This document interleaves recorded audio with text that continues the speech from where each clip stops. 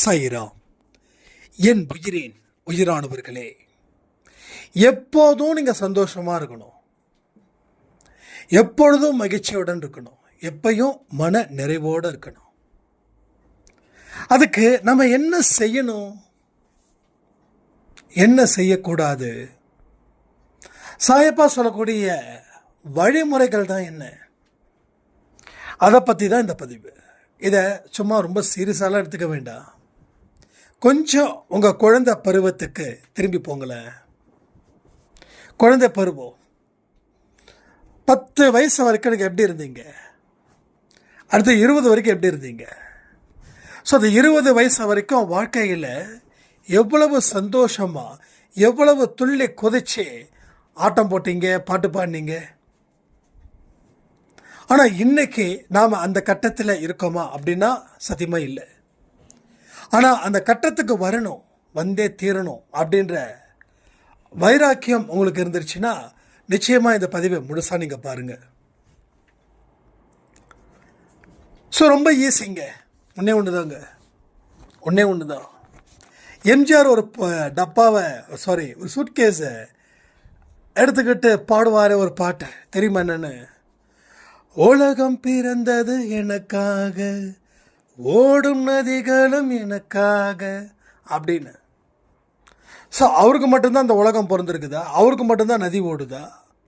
ஏன் நமக்கு ஓடாதா? நமக்கு இந்த உலகம் பொறுக்கலையா? இங்கே இயற்கையாக இருக்கக்கூடிய அத்தனையும் நமக்கானது, நம்ம வாழ வைக்கிறது. இந்த மரம், இந்த செடி, இந்த கொடி, இந்த தண்ணி, இந்த சூரியன், இதெல்லாம் நம்மளை வாழ வைக்குது. அப்போ அதுக்கு மேலே என்ன வேணும்? அப்போது இந்த சூரியன் உதிக்கிறது யாருக்காக? உனக்காக. சூரியன் சொல்லுது, தம்பி நான் உதிக்கலைன்னா நீ மர்கையா சொல்லுது. கரெக்டா இல்லையா? சூரியன் உதிக்கலைன்னா மர்கையா தானே. ஸோ அது போல தான். ஸோ எல்லாத்துக்காகவும் இயற்கை. ஸோ நாம் இயற்கையை நம்பி வாழுறோம், இயற்கையும் நம்மளை நம்பி தான் வாழுது. அந்த மாதிரி உங்கள் வாழ்க்கையில் நீங்கள் வாழ முயற்சி பண்ணிட்டீங்க அப்படின்னா இந்த உலகத்தில் இருக்கக்கூடிய அத்தனை மக்களும் உங்களுக்கானவர்களுங்க. உங்கள் அன்புக்காக ஏங்குறாங்க. நீங்கள் பேசலைன்னா அவங்க கஷ்டப்படுறாங்க. என்னங்க உண்மையான்னு கேட்கலாம். எஸ், உண்மைதான். எத்தனையோ ஜீவன்கள் நம்மளை மாதிரி ஆட்களை தான் தேடிக்கிட்டு இருக்காங்க. அது தெரியுமா உங்களுக்கு? எத்தனையோ ஜீவன்கள், எத்தனையோ ஜீவராசிகளும் தேடுறாங்க. இந்த காக்கா அது இதெல்லாம் இருக்கே எல்லாமே. ஸோ எல்லாமே எனக்கானது. வாழ்ந்து பாருங்க ஜி. வாழ்க்கையில் எவ்வளவு பெரிய சந்தோஷத்துக்கு சொந்தக்காரராக நீங்கள் மாறுவீங்க தெரியுமா? வாழ்க்கைன்றது வட்டம். அந்த வட்டத்துக்குள்ளே நாம் சிக்கிக்கிட்டோன்னா என்ன ஆகும்? சுமை தான் அதிகரிக்கும். நீயா ஒரு வட்டத்துக்குள்ளே வாழ்ந்துக்கிட்டு இருக்க. நீ உன்னை விட்டு பாரு, வெளியில் வா, உள்ளே இருக்காத. எத்தனையோ பெண்கள் ஏன் பாதிக்கப்பட்டிருக்கீங்க தெரியுமா? வீட்டை தாண்டி, வாசலை தாண்டி போகிறது இல்லை. ஒரு 4 இடத்துக்கு போனால் உங்களுக்கு வாழ வழி பிறக்கும். ஆனால் நாம் என்ன பண்ணோம்? 4 செவுத்துக்குள்ள நாம் சிறை கைதியாக போயிட்டோம். அப்போ அந்த 20 வயசு வரைக்கும் நீங்கள் சிறை கைதி இல்லை, வெளியில் போனீங்க. ஆனால் இன்னைக்கு வெளியில் போகல. ஏன் வெளியில் போக சொல்கிற? உலகத்தை பாருங்கள், உலகத்தில் இருக்கிற மக்களை பாருங்கள். எத்தனை பேர் ஹாப்பியாக இருக்காங்கன்னு பாருங்கள், எத்தனை பேர் கஷ்டப்பட்டு இருக்காங்கன்னு பாருங்கள். ஹாப்பியாக இருந்தாலும் சந்தோஷம், கஷ்டப்பட்டால் கடவுளுக்கு நன்றி செலுத்துங்க. இப்போ நம்ம 4 செவத்துக்குள்ளே நாம் பைத்தியக்காரத்தனமான வாழ்க்கையை வாழ்ந்துட்டு இருக்கோம். சரியா இல்லையா? ஒன்றே சொல்லுவீங்க, என்னோட கணவர் சந்தேகப்படுறாரு. சரி, கணவர் சந்தேகப்படுறாரு. சரி, இப்போ கணவர் உங்களை சந்தோஷமாக வச்சிருக்காரா? இல்லையே. அதுக்காக கணவரோட பேச்சை மீறி திமிரா, ஆணவமாக, அகங்காரமாக இருக்கணும்னு நான் சொல்லலை. அது சொல்ல வேண்டிய இடத்துல நானும் இல்லை, அப்படி இருக்கவும் மாட்டேன். பட் அதை தாண்டி ஏதாவது நீங்கள் யோசிக்கணும்ல, வெளியில் வரணும்ல. உங்கள் மனசுக்குள்ளே இருக்கக்கூடிய வட்டத்தில் இருந்து வெளியில் வரணும். உங்களால் முடியும்னு நம்பணும். இன்னும் சிறப்பான ஒரு சந்தோஷமான ஒரு வாழ்க்கையை என்னால் இந்த பூமிக்கு கொடுக்க முடியும். அந்த தாட் எங்கே போச்சு? அதெல்லாம் ஆட்டோமேட்டிக்காக வந்துடும். எல்லாமே ஆட்டோமேட்டிக்காக வந்துடும். நீங்கள் எல்லாம் நினைக்கிறீங்க கணவர் மிகப்பெரிய ஒரு சித்திரவதைக்குரியவர், மனைவிகள் எல்லாமே அடிமைகள் அப்படின்னு ஒரு பெண்ணை நினைக்கிறதால வாழ்க்கை மாறுது. ஆனால் மனதளவில் நான் யாருக்கு அடிமை இல்லைப்பா, என் கணவர் என்னப்பா சாதாரண ஆள்ப்பா, அவர் பாவம், அவர் விவரம் தெரியாமல் கத்துறாரு, கடவுளே இவருக்காக மன்னிச்சிடுங்கன்னு சொல்லி கேட்டு பாருங்களேன், அவர் மேலே கோபமே வராதுங்க. சீரியஸாக. ஏன்னா நான் அடிக்கடி சொல்லுவேன், உங்கள் வைப்ரேஷன் இன்னொருத்தவங்க வைப்ரேஷன் கூட போய் முட்டி மோதும் போது தான் அது ரிஃப்ளெக்ட் ஆகுது. அப்போ உங்கள் வைப்ரேஷன் எதிர்மறை எண்ணங்களை பேஸ் பண்ணி இருந்துச்சுன்னா, அங்கேயும் அவருக்கும் உங்கள் மேலே ஒரு எதிர்மறை தாட்ஸ் இருந்துச்சுன்னா அப்படியே பூகம்பம் மாதிரி வெடிக்குது. அப்போது உங்கள் கணவர் உங்களை திட்டுறாரா, இல்லை உங்கள் மனைவி உங்களை கேவலமாக நடத்துகிறாங்களா, நீங்கள் கவலைப்பட வேண்டிய அவசியமே இல்லை. அவங்க என்னமோ பண்ணுறாங்க, ஆனால் நல்ல மனுஷன், தங்கமான மனுஷன், ஏதோ வெளியில் இருக்கக்கூடிய கோவத்தெல்லாம் என்கிட்ட காட்டிகிட்டு இருக்காரு அப்படின்னு நீங்கள் சிந்திச்சு பாருங்கள்ல, ஒரு பாசிட்டிவ் அங்கே போகும். அதுக்கப்புறம் உங்கள் கணவரே சொல்லுவார், வாடி பண்ண சொல்லி கூப்பிட்டவர் வாமா போமான்னு சொல்லி கூப்பிடுவார். ஏன்னா மைண்டுடைய அந்த ரிஃப்ளெக்ஷன் அது போல். ஒரு கும்ம இருட்டில் டார்ச் லைட் எவ்வளோ பிரகாசமாக இருக்குது, அதே லைட்டு ஒரு மிகப்பெரிய வெளிச்சத்தில், அதாவது ஒரு 12 மணி வெயிலில் வெட்ட வெளியில் நீங்கள் டார்ச் லைட் அடி பாருங்கள், அதனுடைய பவர் தெரியாது, ஆனால் கும்ம இருட்டில் தெரியும். அதே போல தான் இங்கேயும் பாசிட்டிவாக நாம் மனசை வச்சுக்கும் போது நாம் ஜொலிப்போம். நெகட்டிவாக நம்ம மனசை வச்சுக்கும் போது ஏன் கும்ம இருட்டில் கூட நம்ம ஜொலிக்க மாட்டோம். இதுதான் நம்ம தெரிஞ்சுக்க வேண்டிய பாடம். பட் இப்போ சாய்ப்பாக்கு வர, நீங்கள் என்னைக்கு ஹாப்பியாக ஃபீல் பண்ணுறீங்களோ அன்னைக்கு அவர்கிட்ட போய் பேசி பாருங்க,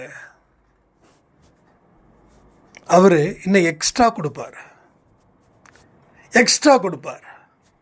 ஏன்னா என் பெண்ணுக்கோ என் பையனுக்கோ கான்ஃபிடென்ட் வந்துடுச்சு, இப்போது நான் அவங்களுக்கு தர வேண்டியதை கொடுத்துட்றேன், இனி அவனோ இல்லை அவளோ பழைச்சிப்பா.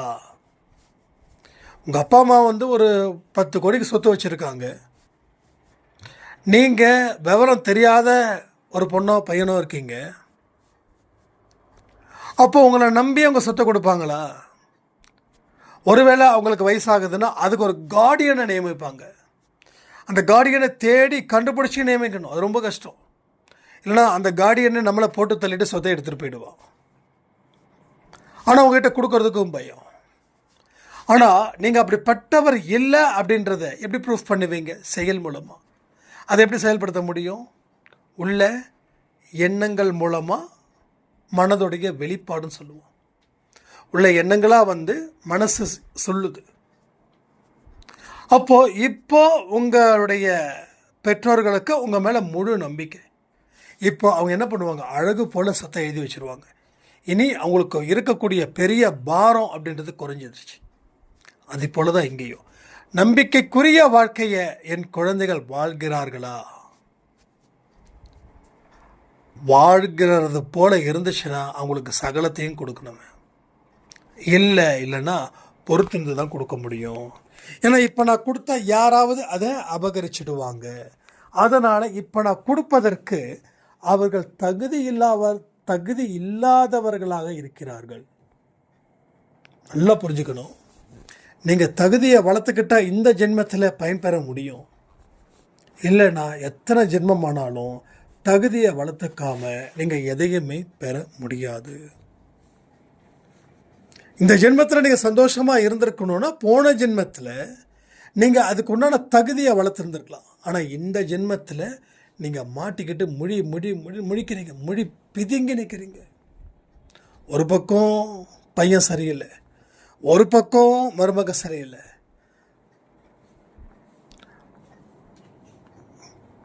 அப்போ ஒரு பக்கம் மாமனார் சரியில்லை, ஒரு பக்கம் மாமியார் சரியில்லை, ஒரு பக்கம் நாத்தனார் சரியில்லை, இன்னும் எத்தனை ரிலேஷன்ஷிப் இருக்கும். ஒவ்வொருத்தவங்களுக்கும் ஒவ்வொரு விதமான விஷயங்கள் நடந்துக்கிட்டே இருக்குது. ஏன்? இதெல்லாம் நம்ம செய்த பாவத்தின் வெளிப்பாடு. அப்போ நீங்கள் பாவமே செய்யலைங்கன்னா நல்ல இடத்துல இருந்திருப்பீங்க. எல்லோரும் உங்களை மதிக்கும்படியா போற்றும்படியா நீங்கள் உயர்ந்துக்கிட்டே இருப்பீங்க. ஸோ அதை தான் இங்கே திருப்பி கொண்டு வரணுன்ற, அதை தான் நம்ம திருப்பி கொண்டு வரணும். அந்த 20 வயசில் இருந்தக்கூடிய மனநிலை எப்படியோ அதை நீங்கள் வாழ்ந்து பாருங்கள். நீங்கள் முதல்ல மனசில் வாழுங்க. எடுத்த உடனே உங்கள் கணவர்கிட்ட ஆர்குமெண்ட் பண்ணுறதோ மனைவி கிட்ட ஆர்குமெண்ட் பண்ணுறதோ இட்ஸ் நாட் எ நெசசரி. அவசியம் இருந்தால் கூட ஆர்கியூ பண்ணக்கூடாதுன்னு சாயப்பா சொல்லியிருக்கார். பட் அந்தளவுக்கு நம்ம புத்தரோ இயேசுவோ கிடையாதுல்ல.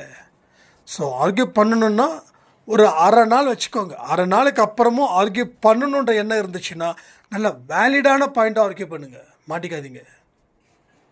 எமோஷ்னலாக போகாதீங்க, லாஜிக் வித் எமோஷ்னல் போங்க. லாஜிக்காகவும் இருக்கணும், அதே போல் எமோஷ்னலும் இருக்கணும். ஏன்னா எமோஷனல் இல்லாமல் எந்த மனுஷனும் வாழ முடியாது. எல்லாருக்கும் ஒரு எமோஷனல் இருக்குது. எனக்கு அன்பே சாய் இருக்கிற மாதிரி உங்களுக்கு இருப்பாங்க. இப்போ அன்பே சாயில் இருக்கக்கூடிய எமோஷனலாக இருக்கிறதால தானே நான் தினமும் ஆடியோ கொடுக்குறேன். இல்லாட்டி எனக்கு உங்கள் மேலே எனக்கு பாசமே இல்லை, எமோஷனல் இல்லைன்னா நான் எதுக்கு ஆடியோ கொடுக்கணும்? நான் பாட்டுக்கு என் வேலையை பார்த்துட்டு போயிடுவேனே. ஸோ ஆடியோ கொடுக்கறதுக்கு ரீசன் அட்டாச்மெண்ட், அன்பே சாயில் இருக்கக்கூடிய அட்டாச்மெண்ட். இந்த எலெக்ஷன் டைமில் பழைய ஆடியோ போட்டுட்டு உடனே ஒரு சாய்ராம் வந்து உரிமையோடு கொச்சிக்கிறாங்க. என்னென்னா வர வர ஆடியோ குறையுது ஏன் அப்படின்னு. உண்மையிலே சொல்கிறேன், எனக்கு கோவமே வரல, பாசம் வருது. நம்ம மேலே கோவமாக ஏன் இருக்கிறாங்க, ஆடியோ ஏன் கொடுக்கலன்னு கோவமாக இருக்காங்க. அப்போது நம்மளுடைய அட்டாச்மெண்ட் அங்கே திருப்பி நமக்கு காட்டுது. புரியுதா உங்களுக்கு? திருப்பி காட்டுது. அப்போது எமோஷ்னல் லாஜிக்காகவும் இருக்கணும், எமோஷ்னலாகவும் இருக்கணும். எமோஷ்னலாக மட்டும் 100% இருந்துச்சுன்னா வாழ்க்கையில் ஜெயிக்க முடியாது. பட் லாஜிக் 60%, எமோஷ்னல் 40% இருக்கணும். பட் எமோஷ்னல் 90%, லாஜிக் 10%னா ரொம்ப கஷ்டம், வாழ்கிறதுக்கே ரொம்ப கஷ்டம்.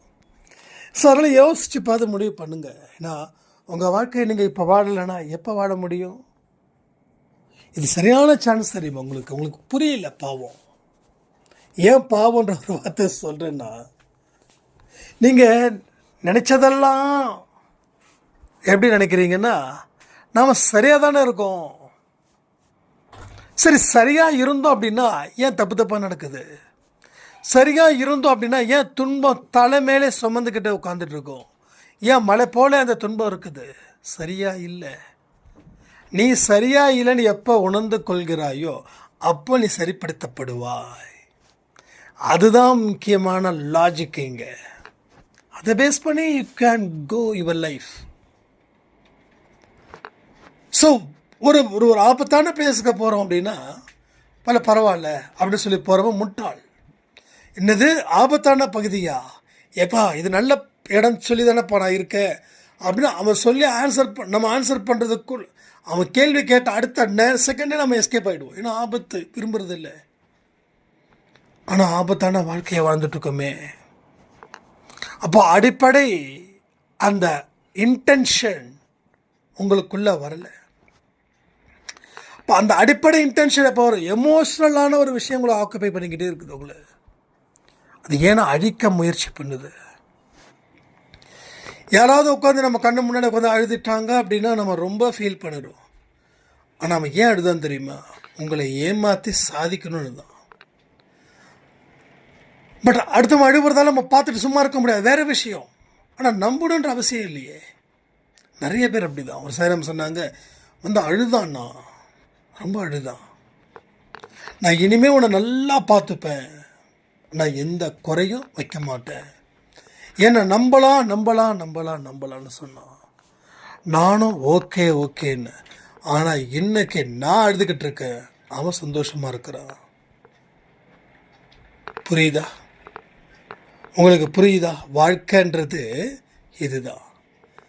ஸோ அழுகிறவர்கள் அத்தனை பேரையும் நம்ப வேண்டிய அவசியமே இல்லை.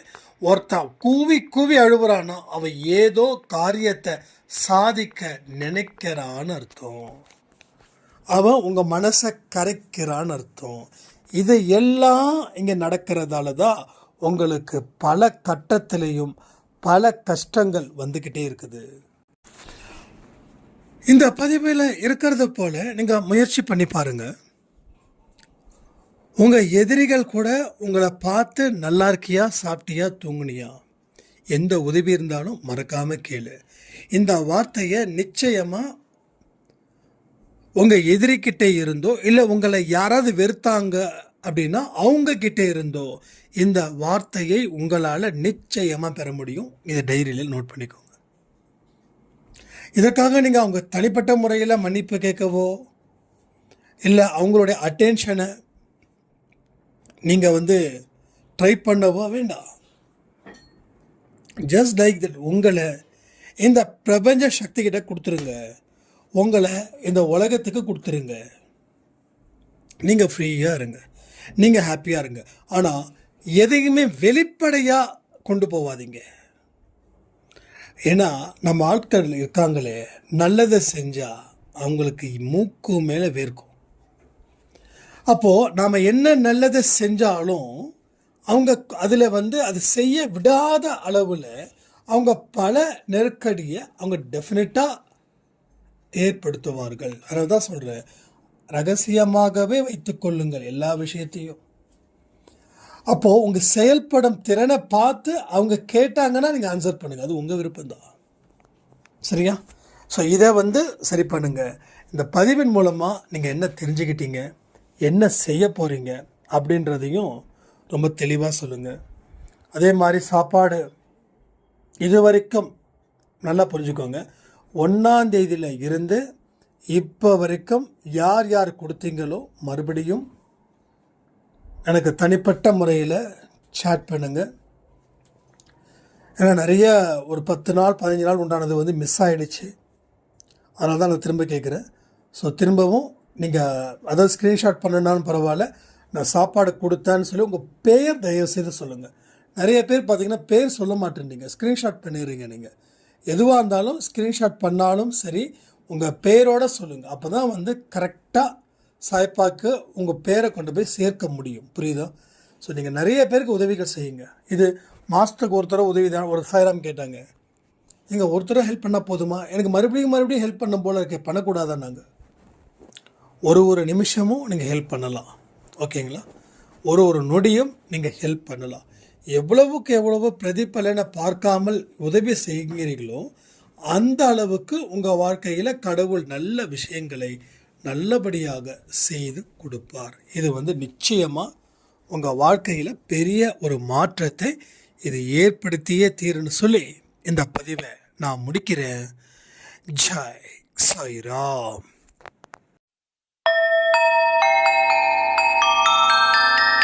ஓம் சாயிரா சாயிரா.